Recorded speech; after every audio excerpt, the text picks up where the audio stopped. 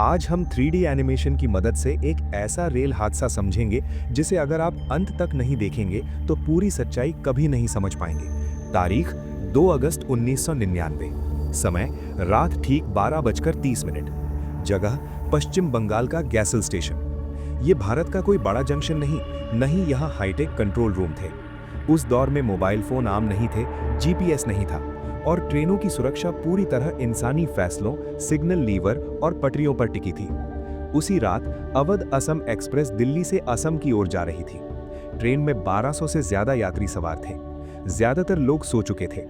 Train down main line पर सामान्य गति से आगे बढ़ रही थी। उसी समय दूसरी तरफ से ब्रह्मपुत्र मेल आ रही थी, एक तेज रफ्तार एक्सप्रेस ट्रेन। दोनों ट्रेनों के बीच सिर्फ एक स्टेशन था, गैसल। और गैसल स्टेशन पर सिर्फ कुछ पॉइंट्समैन और मैनुअल लीवर सिस्टम। अब यहीं से कहानी जटिल होती है। रेलवे नियमों के मुताबिक जब दो ट्रेनें आमने सामने आने वाली हों तो एक ट्रेन को लूप लाइन पर लिया जाता है ताकि दूसरी ट्रेन सुरक्षित निकल सके। उस रात निर्णय लिया गया कि ब्रह्मपुत्र मेल को लूप लाइन पर लिया जाएगा। यह फैसला गलत नहीं था, लेकिन एग्जीक्यूशन, यहीं पर पूरा सिस्टम फेल हो गया। गैसल स्टेशन पर मौजूद पॉइंट्समैन ने लीवर बदले, लेकिन सही क्रम में नहीं। इंटरलॉकिंग सिस्टम पूरी तरह मैकेनिकल था, यानी अगर इंसान गलती करे तो मशीन उसे रोक नहीं सकती थी। लीवर बदला गया, सिग्नल ग्रीन दिखा, लेकिन असल में ट्रैक अलाइनमेंट गलत था। ब्रह्मपुत्र मेल को जिस लूप लाइन पर जाना था वो खुली ही नहीं। ट्रेन सीधे मेन लाइन पर आ गई। उसी मेन लाइन पर कुछ ही दूरी पर अवध असम एक्सप्रेस मौजूद थी। अब सवाल उठता है, ड्राइवर को यह कैसे नहीं पता चला? जवाब है विजिबिलिटी और कम्युनिकेशन। रात, हल्की बारिश, कोई एडवांस्ड वार्निंग सिस्टम नहीं, कोई ऑटोमेटिक ट्रेन प्रोटेक्शन नहीं, कोई ट्रैक सर्किट नहीं जो बता सके कि लाइन ऑक्यूपाइड है। दोनों ट्रेनों के ड्राइवर अपने अपने ग्रीन सिग्नल देखकर पूरी तरह आश्वस्त थे। अवध असम एक्सप्रेस के ड्राइवर को लगा सामने का रास्ता साफ है।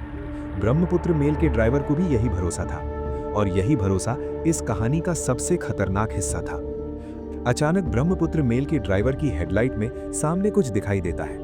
पहले उसे यकीन नहीं होता, फिर समझ आता है सामने एक पूरी ट्रेन है। तुरंत इमरजेंसी ब्रेक लगाए जाते हैं, व्हील्स लॉक होते हैं, स्पार्क्स निकलते हैं। लेकिन फिजिक्स का एक नियम है, इतनी हैवी ट्रेन इतनी कम दूरी में नहीं रुक सकती। कुछ ही सेकंड में आमने सामने की टक्कर होती है। इंपैक्ट इतना जबरदस्त था कि दोनों इंजनों का फ्रंट हिस्सा पूरी तरह नष्ट हो गया। शुरुआती कोच टेलीस्कोपिंग में चले गए, यानी एक डिब्बा दूसरे के अंदर घुस गया। खासकर जनरल और स्लीपर कोच, जिनमें सबसे ज्यादा यात्री थे। टक्कर के बाद स्टेशन पर अफरा तफरी मच गई, लेकिन समस्या ये थी कि किसी को तुरंत ये समझ ही नहीं आया कि हुआ क्या है। उस समय सेंट्रलाइज्ड मॉनिटरिंग नहीं थी। कई मिनट तक कोई क्लियर इन्फॉर्मेशन नहीं। बारिश और अंधेरे की वजह से रेस्क्यू टीम्स को पहुंचने में भी समय लगा। जब पहली टीम मौके पर पहुंची तो स्थिति साफ थी। ये कोई मामूली एक्सीडेंट नहीं था। 13 से ज्यादा कोच बुरी तरह क्षतिग्रस्त हो चुके थे। कुछ डिब्बे पूरी तरह ट्रैक से बाहर थे। जांच बाद में हुई, लेकिन उसी रात सवाल उठने लगे। क्या किसी ने जानबूझकर लीवर बदला? क्या सिग्नल से छेड़छाड़ हुई?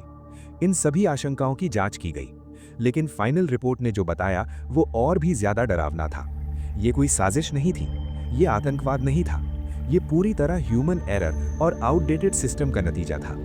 पॉइंट्समैन ने लीवर गलत सीक्वेंस में बदला और सिस्टम के पास उसे रोकने का कोई तरीका नहीं था। अगर उस समय ट्रैक सर्किट होता तो सिग्नल ग्रीन ही नहीं हो सकता था। अगर ऑटोमेटिक ट्रेन प्रोटेक्शन होता तो ट्रेन खुद रुक जाती, लेकिन कुछ भी मौजूद नहीं था। ऑफिशियल आंकड़ों के मुताबिक इस हादसे में 285 लोगों की मौत हुई, 300 से ज्यादा घायल हुए, लेकिन ग्राउंड रिपोर्ट्स इससे ज्यादा संख्या की ओर इशारा करते हैं। इस हादसे के बाद रेलवे ने कई सुधारों की बात की। मैनुअल सिग्नलिंग पर सवाल उठे, इंटरलॉकिंग सिस्टम्स को अपग्रेड करने की चर्चा शुरू हुई, और आज जब हम कवच जैसी टेक्नोलॉजीज की बात करते हैं तो उसकी जड़ें ऐसे ही हादसों में छुपी है।